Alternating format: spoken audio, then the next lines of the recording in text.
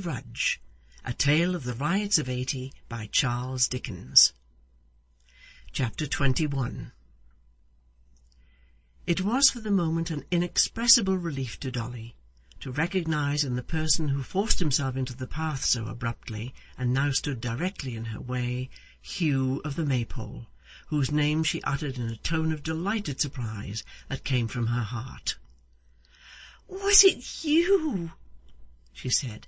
"How glad I am to see you, and how could you terrify me so?" In answer to which he said nothing at all, but stood quite still, looking at her.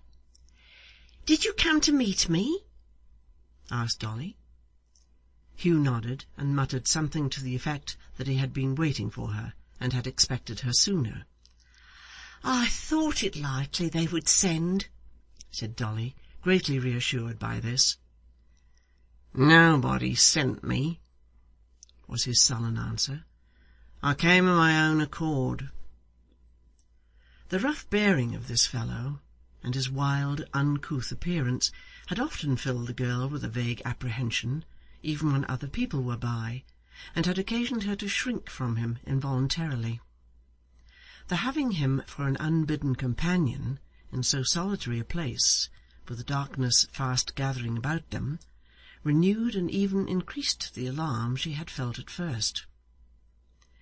If his manner had been merely dogged and passively fierce, as usual, she would have had no greater dislike to his company than she always felt, perhaps indeed would have been rather glad to have had him at hand. But there was something of coarse, bold admiration in his look, which terrified her very much. She glanced timidly towards him, uncertain whether to go forward or retreat, and he stood gazing at her like a handsome satyr. And so they remained for some short time without stirring or breaking silence. At length Dolly took courage, shot past him, and hurried on. "Why do you spend so much breath in avoiding me?" said Hugh, accommodating his pace to hers, and keeping close at her side. "I wish to get back as quickly as I can, and you walk too near me," answered Dolly. "Too near?" said Hugh, stooping over her so that she could feel his breath upon her forehead. "Why too near? You're always proud to me, mistress." "I am proud to no one. You mistake me," answered Dolly. "Fall back, if you please, or go on." "Nay, mistress," he rejoined, endeavouring to draw her arm through his. "I'll walk with you." She released herself, and clenching her little hand, struck him with right good will. At this, Maypole Hugh burst into a roar of laughter, and passing his arm about her waist, held her in his strong grasp as easily as if she had been a bird. "Oh, well done, mistress! Strike again! You shall beat my face, and tear my hair, and pluck my beard up by the roots, and welcome, for the sake of your bright eyes. Strike again, mistress, do. I like it."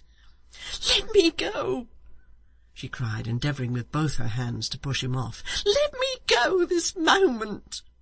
"You had as good be kinder to me, sweet lips," said Hugh. "You had indeed. Come, tell me now, why are you always so proud? I don't quarrel with you for it, and love you when you're proud. You can't hide your beauty from a poor fellow, that's a comfort." She gave him no answer, but as he had not checked her progress, continued to press forward as rapidly as she could. At length, between the hurry she had made, her terror, and the tightness of his embrace, her strength failed her, and she could go no further. "Hugh!" cried the panting girl. "Good Hugh! If you will leave me, I will give you anything, everything I have, and never tell one word of this to any living creature." "You had best not," he answered. "Harkee, little dove, you had best not. All about here know me, and what I dare do if I have a mind. If ever you are going to tell, stop when the words are on your lips, and think of the mischief you'll bring, if you do, upon some innocent heads that you wouldn't wish to hurt a hair of. Bring trouble on me, and I'll bring trouble and something more on them in return. I care no more for them than for so many dogs. Not so much. Why should I? I'd sooner kill a man than a dog any day. I've never been sorry for a man's death in all my life, and I have for a dog's." There was something so thoroughly savage in the manner of these expressions, and the looks and gestures by which they were accompanied, that her great fear of him gave her new strength, and enabled her by a sudden effort to extricate herself and run fleetly from him. But Hugh was as nimble, strong, and swift of foot as any man in broad England, and it was but a fruitless expenditure of energy, for he had her in his encircling arms again before she had gone 100 yards. "Softly, darling, gently. Would you fly from rough Hugh, that loves you as well as any drawing-room gallant?" "I would," she answered, struggling to free herself again. "I will. Help!" "A fine for crying out," said Hugh. "A fine, pretty one, from your lips. I pay myself. Help! Help! Help!" as she shrieked with the utmost violence she could exert. A shout was heard in answer, and another, and another. "Oh, thank heaven!" cried the girl in an ecstasy. "Joe! Dear Joe! This way! Help!" Her assailant paused, and stood irresolute for a moment, but the shouts drawing nearer and coming quick upon them forced him to a speedy decision. He released her, whispered with a menacing look, "Tell him, and see what follows," and leaping the hedge was gone in an instant. Dolly darted off and fairly ran into Joe Willet's open arms. "What is the matter? Are you hurt? What is it? Who was it? Where is he? What was he like?" With a great many encouraging expressions and assurances of safety were the first words Joe poured forth. But poor little Dolly was so breathless and terrified that for some time she was quite unable to answer him, and hung upon his shoulder, sobbing and crying as if her heart would break. Joe had not the smallest objection to have her hanging on his shoulder. No, not the least, though it crushed the cherry-coloured ribbons sadly, and put the smart little hat out of all shape. But he couldn't bear to see her cry. It went to his very heart. He tried to console her, bent over her, whispered to her, some say kissed her, but that's a fable. At any rate, he said all the kind and tender things he could think of, and Dolly let him go on, and didn't interrupt him once, and it was a good 10 minutes before she was able to raise her head and thank him. "What was it that frightened you?" said Joe. A man whose person was unknown to her had followed her, she answered. He began by begging, and went on to threats of robbery, which he was on the point of carrying into execution, and would have executed but for Joe's timely aid.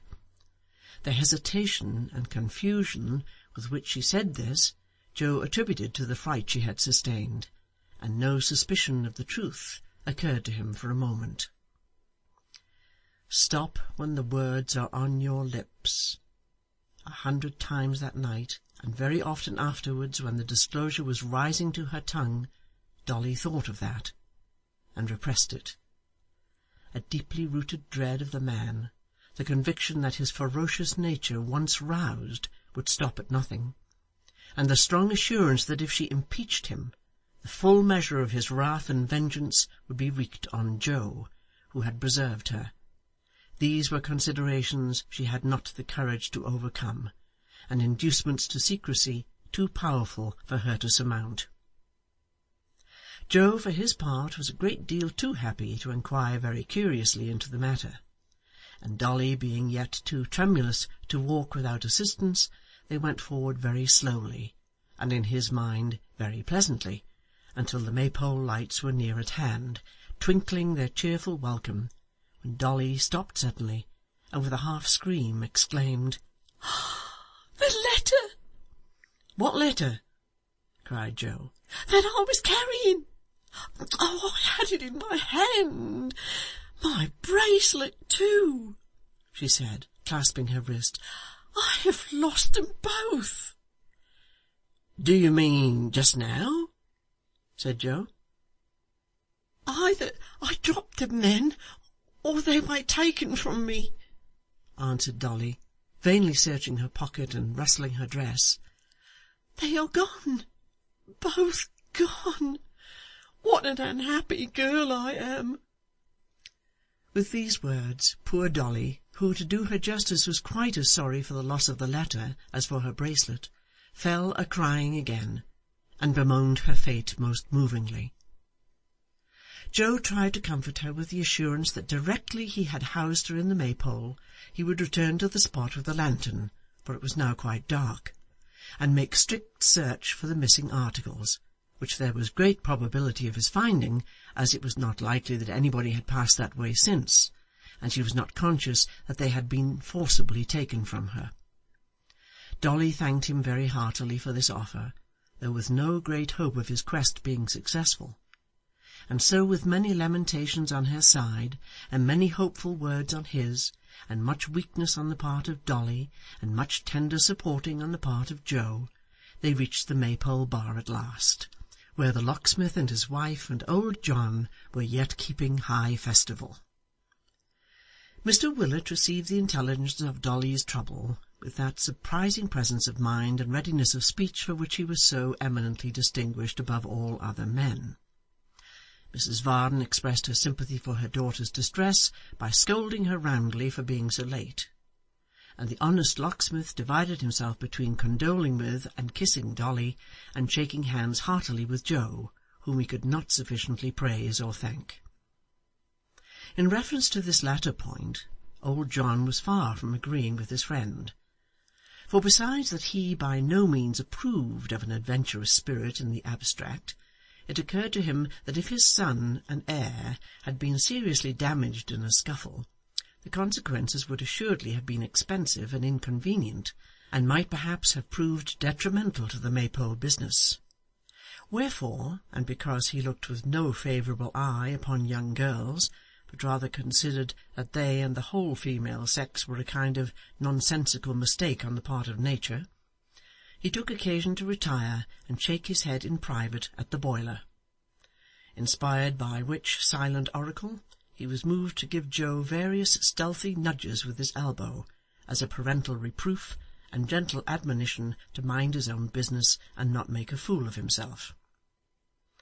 Joe, however, took down the lantern and lighted it, and arming himself with a stout stick, asked whether Hugh was in the stable. "He's lying asleep before the kitchen fire, sir," said Mr Willet.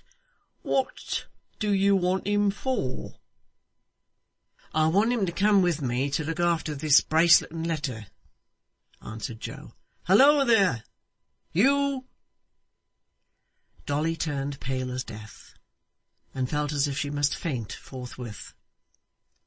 After a few moments, Hugh came staggering in, stretching himself and yawning according to custom, and presenting every appearance of having been roused from a sound nap. "Here, sleepy head," said Joe, giving him the lantern.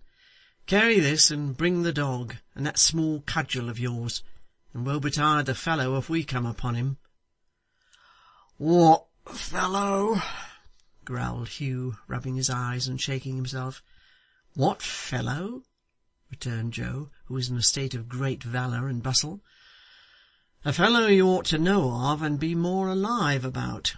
It's well for the like of you, lazy giant that you are, to be snoring your time away in chimney corners, when honest men's daughters can't cross even our quiet meadows at nightfall without being set upon by footpads and frightened out of their precious lives. They never rob me, cried Hugh with a laugh. I've got nothing to lose, but I'd as lief knock 'em at head as any other men. How many are there? Only one, said Dolly faintly, for everybody looked at her. And what was he like, mistress? Said Hugh with a glance at young Willet, so slight and momentary that the scowl it conveyed was lost on all but her. About my height? Not so tall, Dolly replied, scarce knowing what she said. His dress, said Hugh, looking at her keenly, like any of ours now? I know all the people hereabouts, and maybe could give a guess at the man if I had anything to guide me. Dolly faltered, and turned paler yet, then answered that he was wrapped in a loose coat, and had his face hidden by a handkerchief, and that she could give no other description of him. You wouldn't know him if you saw him then, belike, said Hugh, with a malicious grin. I should not, answered Dolly, bursting into tears again. I don't wish to see him. I can't bear to think of him. I can't talk about him any more. Don't go to look for these things, Mr. Joe. Pray don't. I entreat you not to go with that man. Not to go with me? Cried Hugh. I'm too rough for them all. They're all afraid of me. Why, bless you, mistress, I've the tenderest heart alive. I love all the ladies, ma'am, said Hugh, turning to the locksmith's wife. Mrs Varden opined that if he did, he ought to be ashamed of himself, such sentiments being more consistent, so she argued, with a benighted Mussulman or wild islander than with a staunch Protestant. Arguing from this imperfect state of his morals, Mrs Varden further opined that he had never studied the manual.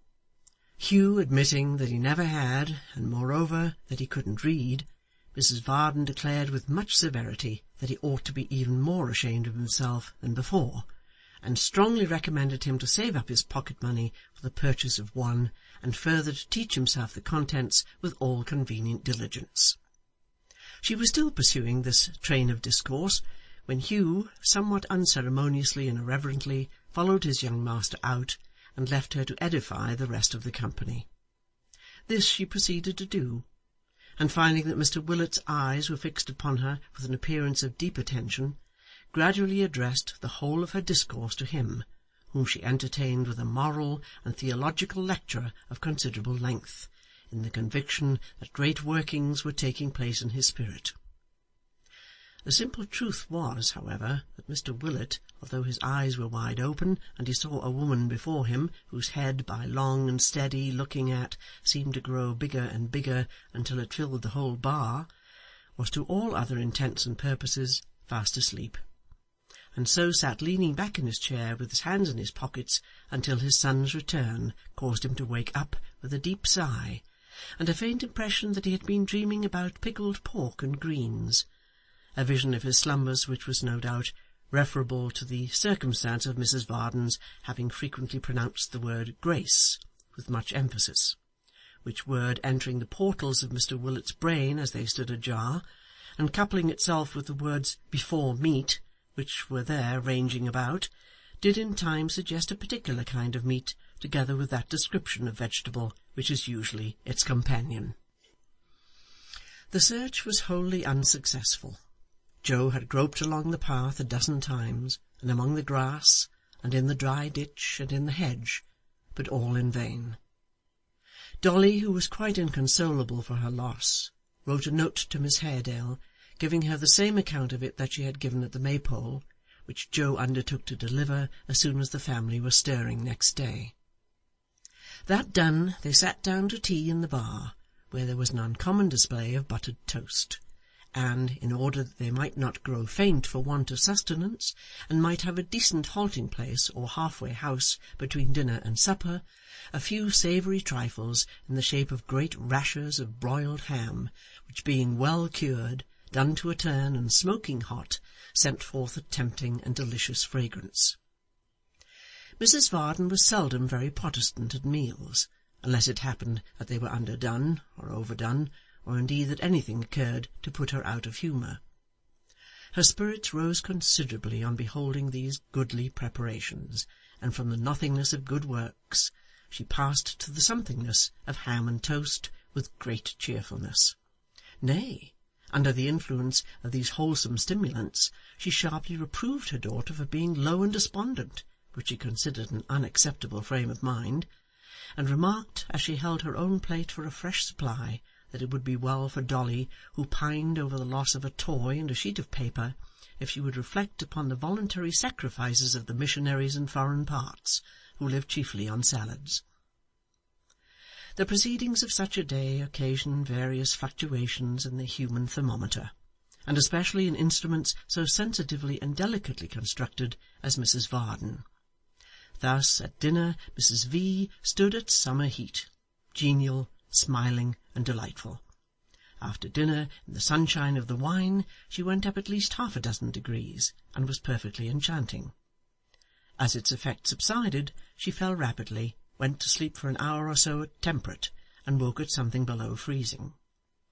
Now she was at summer heat again, in the shade, and when tea was over, and old John, producing a bottle of cordial from one of the oaken cases, insisted on her sipping 2 glasses thereof in slow succession, she stood steadily at 90 for 1 hour and a quarter.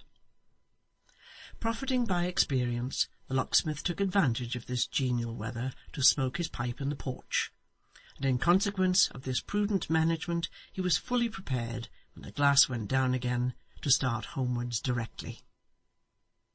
The horse was accordingly put in, and the chaise brought round to the door. Joe, who would on no account be dissuaded from escorting them until they had passed the most dreary and solitary part of the road, led out the grey mare at the same time, and having helped Dolly into her seat, more happiness, sprung gaily into the saddle. Then, after many good nights, and admonitions to wrap up, and glancing of lights, and handing in of cloaks and shawls, the chaise rolled away, and Joe trotted beside it, on Dolly's side, no doubt, and pretty close to the wheel too. Chapter 21.